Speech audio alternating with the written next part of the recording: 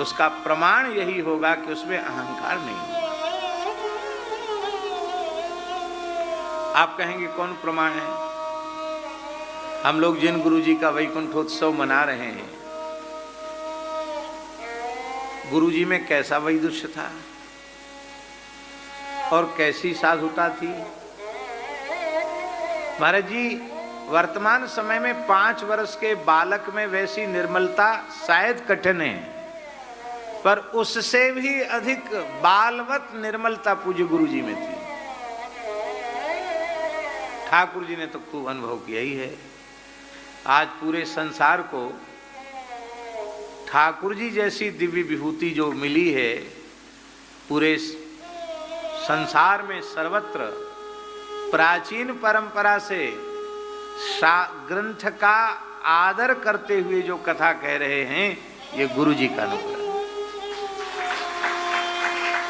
और महाराज जी, इंद्रेशी सबको कथा सुना रहे हैं, तो ये भी अति व्यस्त हैं। व्यस्त नहीं, ये जब कार्यक्रम सुनाते हैं तो बस यहाँ पूरा हुआ, फिर वहां से वहां, फिर वहां से वहां, फिर वहां से वहां। ये भी गुरु जी का ही प्रसाद है। ये गुरु जी का प्रसाद है। गुरु जी अयोध्या में बड़ी छावनी में कथा कहने गए। इस समय बड़ी छावनी के श्रीमंत श्री जगदीश दास जी गुरु जी के ही विद्यार्थी, गुरु जी से पढ़ते थे भागवत जी। तो उनके गुरु जी की स्मृति में कथा कहने गए। दास भी गया, हमारे महाराज जी भी गए थे, हम उनके साथ गए।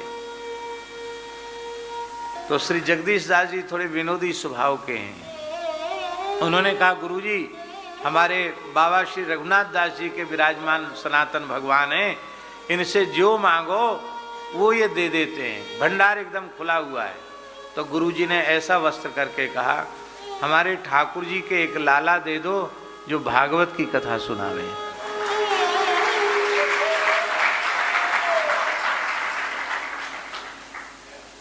और इनके जन्म के आरंभ के बहुत समय तक तो ठाकुर जी को भी पता नहीं था कि ये कथा सुनाएंगे। आपको पता था? इंद्रेश जी की मां को भी पता नहीं था, लेकिन वो तो गुरु जी ने सनातन भगवान से मांगा था कि भागवत सेवा करने वाला एक बालक हमारे ठाकुर जी को दो। तो ठाकुर जी ने दिया और गुरु जी की गोद में खेलने का सौभाग्य भी इनको प्राप्त हुआ।